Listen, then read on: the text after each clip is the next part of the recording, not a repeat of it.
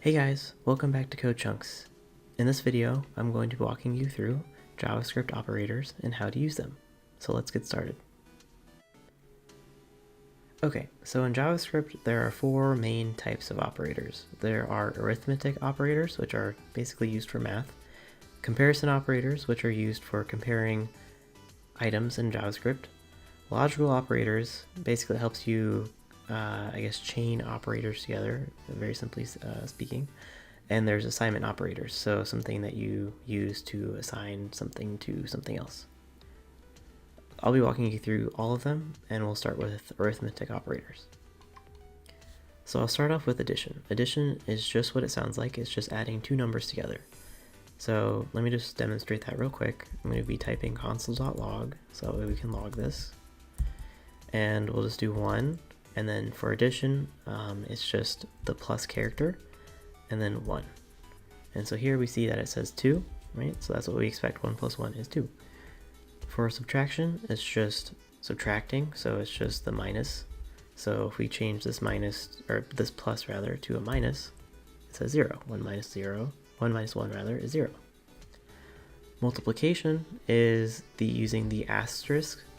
So if we do, let's say 2 times, let's just say 5, 10, okay? Now if we do 10 divided by, and that little / is for division, 5, we get 2. Now if we change modulus, or if we change this division to modulus, which is the percent character, we should see 0. That's because 5 goes into 10 rather evenly, and there's nothing remaining. So for increment, all you have to do is add a double plus sign after the number. So we have to change this code a little bit. So let's create a variable for a, okay? A will be equal to 1. Now if we console log a, we see 1, right? Now if we do a plus plus, you see that on line 11, is changed to 2. Increment just increments the number by 1. And inversely, if we change this to decrement, which is indicated or marked by the double minus sign, it's 0. And that's that for arithmetic operators. It's really simple, really straightforward. Now let's move on to comparison operators. Comparison operators are used for comparing things in any programming language. So in JavaScript, the most simple comparison operator is a double equal sign. So that's just 1, 2, double equals. Now how does this actually work? Whenever you use any of these comparison operators that I'm about to talk about, you'll be returned a Boolean value. So whether or not that comparison was true or false, so Boolean value. So let's just add a console.log statement here, okay? Now very simply, we can check if 1 is equal to 1. Now here we see that it's true, okay?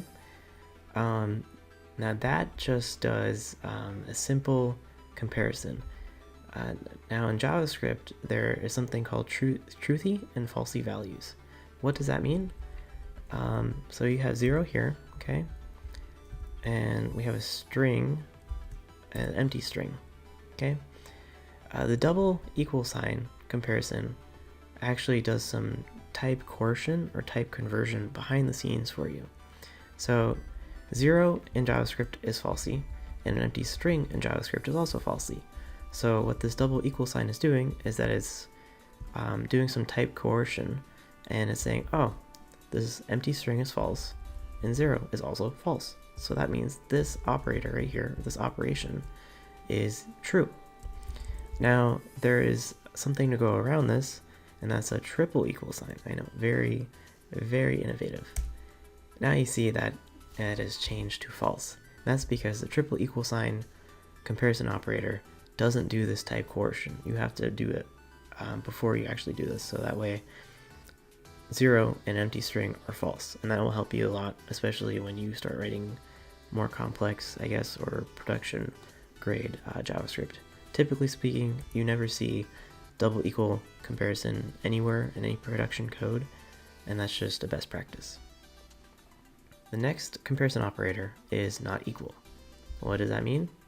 It's just literally not equal. So does 0 not equal an empty string? That's false, because this is still doing the type coercion for you behind the scenes. Does it not equal 1? That is true, because 0 does not equal 1. Does 0 not equal to 0? False. Pretty straightforward. Now we have some other kind of arithmetic comparison operators. So we have greater than, which is, just as it sounds like, is 10 greater than 1. True. Less than. So is 10 less than 1? False. That's right. If we change this to 100, true. Okay, that makes sense. You also have greater than or equaled. So you have the greater than symbol plus, or in addition to that, also an equal sign. So is 10 greater than or equal to 1? True. And if we also change this to 10, it's true. But if we remove this equal sign, it results to false. So, you can kind of see how that could be helpful. Same thing goes for less than or equal. So is 10 less than or equal to 10? Yeah. But if we change this to 11, false. Makes sense. And those are all the basic comparison operators in JavaScript. Now let's move on to logical operators. So there are three main types of logical operators. There's an and, or not. So those are the three. I'll walk you through each one real quick. So what is an and why would you use it? Pun not intended. So if you want to chain operators together, that's when you would use any of these logical operators, I guess. And so an and is when you want to say if A is true and B is also true, then do this, basically. So here we can have, let's say, if 1 is equal to 1, sorry, double equal 1, okay? And that's how you have an and logical operator, is by a double ampersand. And 2 is equal to 2. True, okay. Now what happens if I change this to 2? Turns into false. If the thing, or if the operator before the logical operator, in this case the and, results in a false, then it will automatically return a false. However, if this first section results or equates to a true, the and operator will then go on to what's after it, and if what is after it results in a false, it will still return a false. It will only return a true if both operators, or operations basically, are equating to true. Now, the next logical operator is or. Now, how do you denote that? That is by a double, I guess, pipe. I don't know what the actual character for this is, but it's on the same key as the backslash button. And so this kind of works in the opposite way of the and operator. So let's say we change this to 2. You see that it still returns true. Now, why is that? The or operator basically says that, okay, the first section results in a false.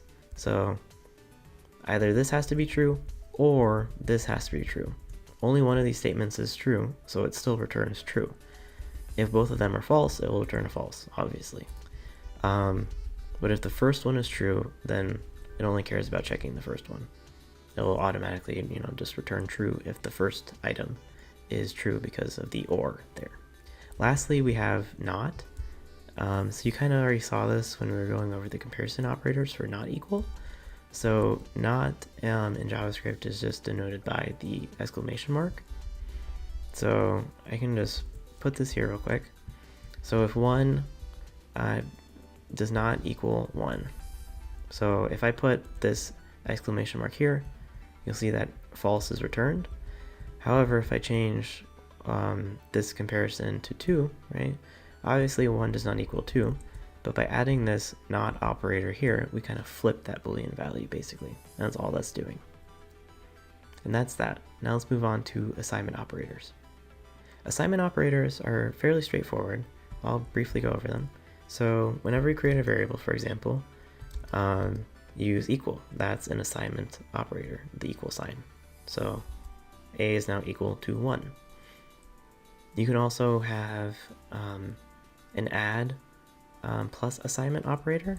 So basically, if we have a here declared, right? What if we want to say a should be equal to a plus 10?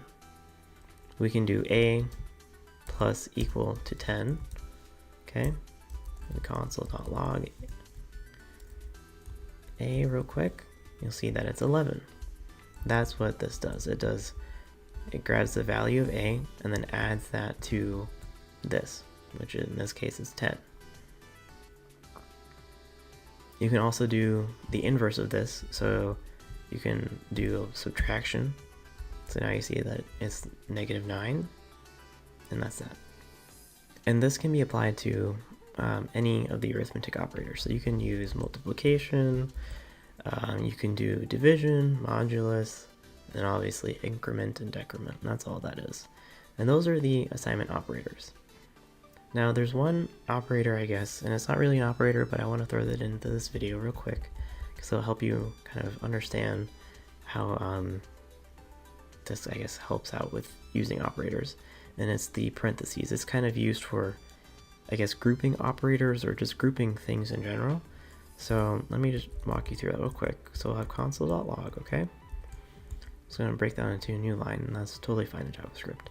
Alright, so let's say that we have 1 equal to 1, okay? That's true. Now, you can also do, double ampersand for the and logical operator, and then I can also check if 2 is equal to 2, and that also equates to true.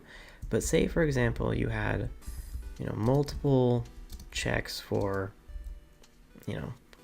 whether or not something is equal to something else on the same line, you can kind of see how this gets kind of confusing.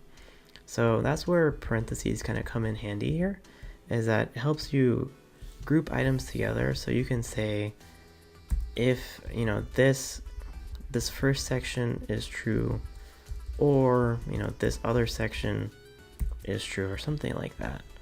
So you can see that if I change this to 3, it's true, but if I change this or to an and, it's false. It's because I'm kind of grouping these together, and that really helps out when you start writing more complex comparison operators or comparisons together, if you will.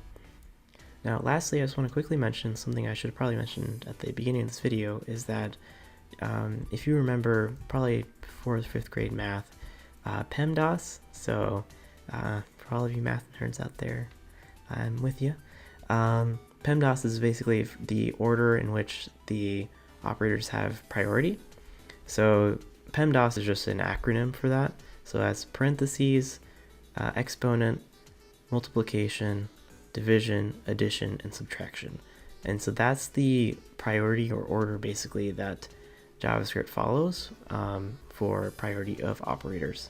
So parentheses obviously comes first, exponents, multiplication, division, addition, and subtraction, basically in that order. Obviously there's a whole lot of more detailed information out there, and I'll try to include some documentation and resource links down below, so that way you can feel free to check those out.